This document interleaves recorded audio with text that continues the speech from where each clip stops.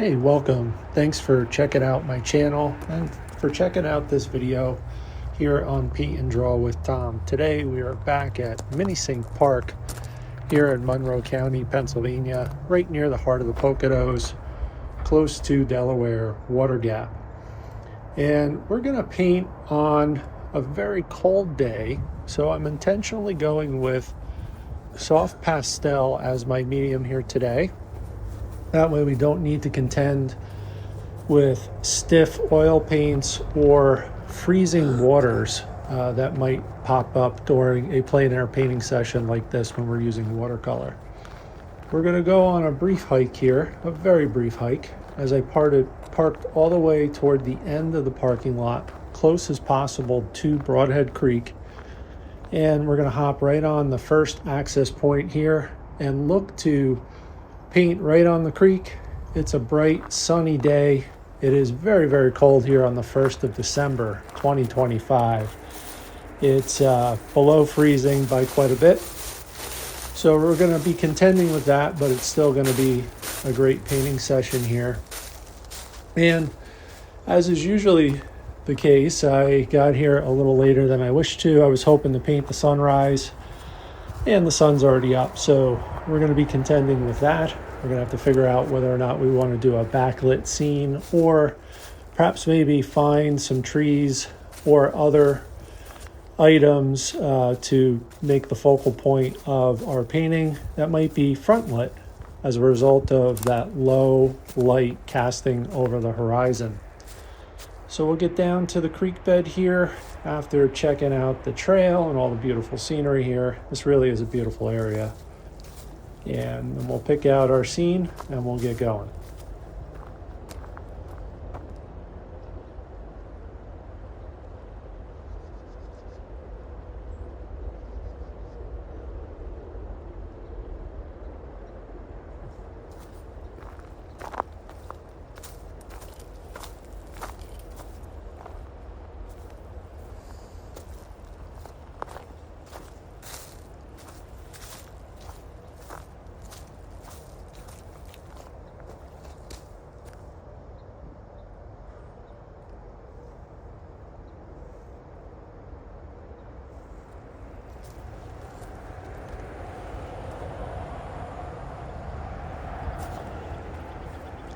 Right now, the water level is quite low here on Broadhead Creek. Obviously, we'd like to see this full ahead of the winter season. That might be encouraging to suggest that we could avoid some sort of a drought later on when spring arrives. And gardeners and farmers are looking to actually see healthy crops spring up. But hopefully the snow will come and take care of that throughout winter. In the meantime, the lower water levels give us unique access to different areas within the creek bed here. Normally I wouldn't be able to walk out this close to the bridge. And it's also going to give me the ability to walk a little bit further downriver, closer to where Broadhead Creek kind of spills out into the Delaware River, which is going to be nice because I'll be able to see the scenery in this area from a different vantage point than I otherwise would normally be able to see it from. And after scouting this out for just a few brief moments here, I'm really liking the reflections in the water, the golden hue of the post-sunrise light that's reflected within the water. I'm also liking the way that the vegetation on the higher part of the banks there is reflecting the early morning sunlight as well. It gives it a nice auburn, golden, reddish hue. In addition to that, I'm liking the clouds that are in the sky, although I think they're going to dissipate pretty quickly. So if I want to incorporate those in any way into my painting, I'm going to have to create a pretty good visual or mental image in my mind, because they're likely to dissipate as I'm painting my scene here. So I'll kind of have to take a little mental snapshot in order to be able to incorporate them, and I think I will. Now I'm going to venture back up here in just a moment. While I'm initially attracted to this scene right here, I've painted this scene or similar scenes quite often, so I'm going to venture up to the higher part of the banks here and look for a different access point a little bit downriver. And I'm thinking I might look back toward the bridge and incorporate that into my painting here, along with those clouds that I just mentioned. So we'll see what we can find as we kind of loop around that little pool. I don't want to wade through it, it's just too cold to do so. So I'm gonna loop back around here and come back down to the creek bed and take a peek back upriver toward the bridge, and also scout out some other areas just to make sure I didn't miss any potentially really great ideas for today's painting.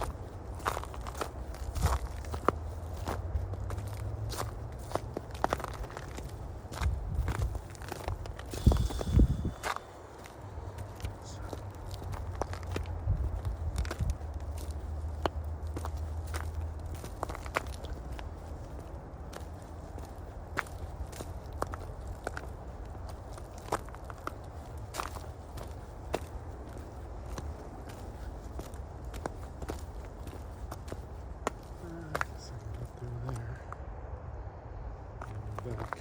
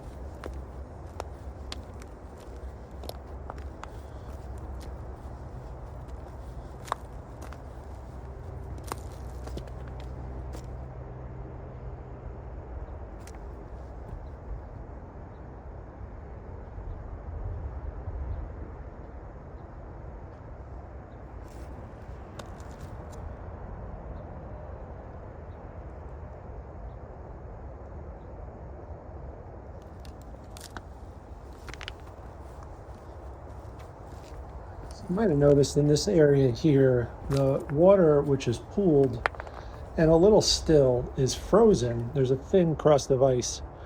That's how cold it is this morning. It's probably close to 26 or 27 degrees here. You also see some frozen bits close to the rocky shore. And the longer I stand here, the more confused I get. But I think this is the scene that I'm going to go for. And hopefully we can capture, a quick impression of that scene looking upriver toward the bridge. All my instincts scream at me I should go for the sunrise or for this area here where we have these nice reflections over the ice-covered water.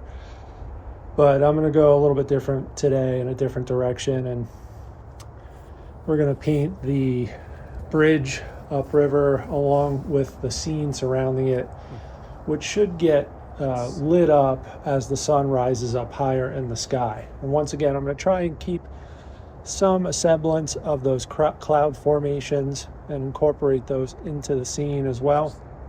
And we'll get set up here and see how we make out.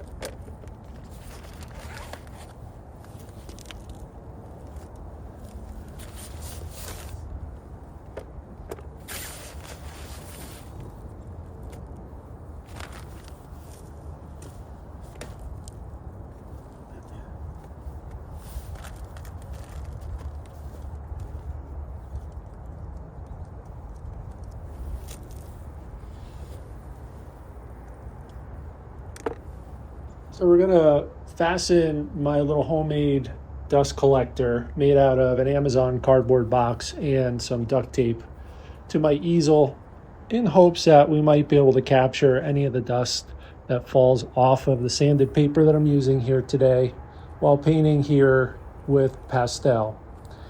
And once I get this fastened to my board, I'll quickly size up the scene using my thumbs and forefingers to kind of create a little rectangle here and just get a sense for how far out I want to zoom in order to capture the scene that I have intended and envisioned in my mind. It kind of helps me gauge where each edge of the scene will be and how large the focal point of this picture should be in relation to the scale of the outer edges of the scene. And the focal point for me today is really going to be the bridge. I'm going to use my little straight edge here, which also doubles as part of the interior lid for my soft pastel carrier here. And once again, I'm sizing it up. Now I'm using my straight edge and just making little mental notes as far as where the outer edges of the scene are that are going to be incorporated, and trying to use that to create a sense for the relative scale of the bridge. Now I'm going to draw a straight line using the straight edge relatively low within the scene here. And I find this is really important to do for me because my hands tend to shake when I get cold, also in the morning after I've had my coffee. So this will help me at least get some clean initial indications of this bridge. Really important from my perspective in order to make sure that the edges are straight and crisp, because relative to the other shapes within this scene, these are going to be the hardest edges. And because it is the only man-made feature within this scene, it really will create a distraction if the edges are not straight. So I'm going to take the care to get that done, place it relatively close to where I think it should be within the scene, And now I'll sketch out some additional notes after I open up the rest of my soft pastels here. And I'll sketch out those preliminary notes, mostly using burnt willow charcoal. I use that because it's a milder version of charcoal relative to its cousin, compressed charcoal. With burnt willow charcoal, it's more of a darker gray as opposed to a pure black. It's easier to erase and move around, and it has less of an impact on the pastels that I might layer over it, helping them maintain their wonderful, wonderful colors. So we'll get these marks in, and then we'll get the scene going pretty quickly here. I will, from time to time, fast forward some of the footage here in an attempt to keep this video under 40 minutes for you, for your convenience. I hope you enjoy. If you find any enjoyment out of this, or if you're learning anything, or just simply find it entertaining, please consider subscribing to my channel, liking this video, and perhaps sharing this video with a friend that you feel might enjoy this video as well. While we're painting along here, I want to mention that I just recently was approved to serve as an Airbnb experience provider. So I am offering plein air workshops within the Pocono region. So if you're part of the Airbnb provider community, or if you're somebody who plans on staying out here in the Pocono Mountain region at an Airbnb property for a long weekend, a ski getaway, a shopping getaway, a fishing getaway, whatever the case may be, and perhaps maybe you want to spend some time exploring plein air painting, please consider checking out my profile on Airbnb as an experienced provider. I'll put a link in the notes for this video. And you can go ahead and book some time with me for groups as large as 5 individuals. And we will take you out into the Pocono Mountain region and kind of coach you through the plein air process. Painters of all experience levels are welcome, and all mediums as well. So I feel like the value that I'll bring to you there is my knowledge of the area, my ability to get you into some of the more beautiful scenes via public access points. And I could also coach you through some of the challenges that you might find yourself come across when plein air painting in this region.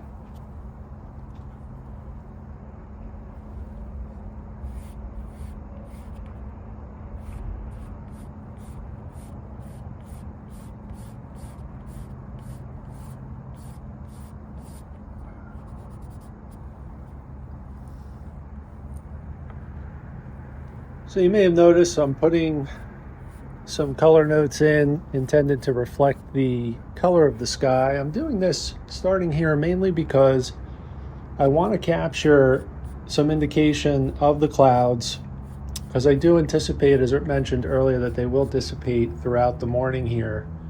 So I want to get some marks in indicating the shapes of the clouds, shapes that would lend themselves well to the scene in this painting. Early on in the process, just to make sure that I don't struggle too much. If I were to wait until later on in the painting, it's quite likely that I would struggle working exclusively off of memory. So that's why I've started there, and I'm working a little heavy-handedly with the various blue colors that I'm using here in my pastel box, and I'm going to start working in some of those cloud shapes as well as I go. From there, I'll move down into the water and other areas, including the river stone banks of the creek here as well. But really important to start early with that sky in this particular set of circumstances here, where we anticipate that the clouds are going to move quite a bit.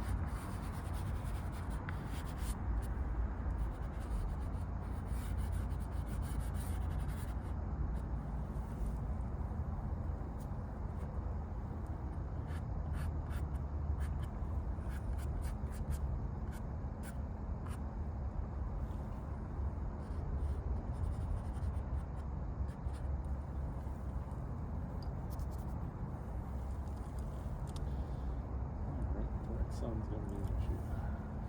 It's okay.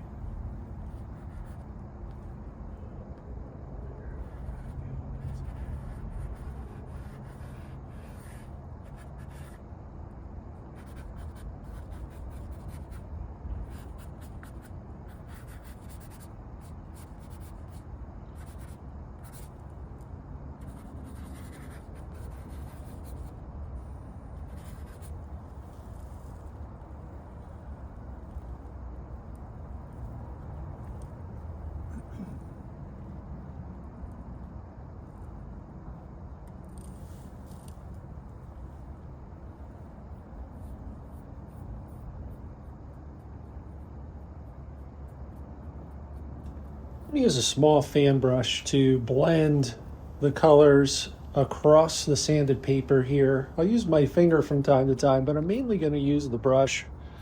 My intention here is to blend not only each of the individual shapes and the primary colors that make up those shapes, but also the edges. I find that this gives us the opportunity to create the illusion of infinite depth, like that which you would normally observe in nature if you look through the tree branches right near the horizon. Much easier to suggest that than it is to try and render that like an illustrator. So get that done, and from here on out, it's just a matter of layering in the different colors, refining the shapes, and making some statements with the brightest of light reflections that we see across that bridge, the water, the mountains as they get lit up, or hills if you would probably be more accurately describing them as they get lit up by the rising sun. And we'll make our way throughout this painting until we get to the point where there are just no additional ways we can find to enhance the painting at this particular time, and we'll call it a day, pack up and go. As you can see, I've sped up the footage here with the intention of keeping this video to roughly 40 to 45 minutes for your convenience. You'll be able to see the progress. You'll also be able to see that those clouds do in fact move quite a bit throughout our painting session. So my instincts kind of were correct in the effort to make sure that I captured some indication of desirable cloud shapes early on in the painting session. And you also see there's quite a bit of traffic on that bridge, which is interesting because you just wouldn't think so. This is kind of a sleepy, quiet little area, but there are quite a few cars that go by throughout the day. Well, I hope you enjoy this session as we make our way through the rest of the process here. And if you do, please consider liking this video or sharing it with a friend. And naturally, if you haven't done so already, subscribe to the channel. That helps us get the word out.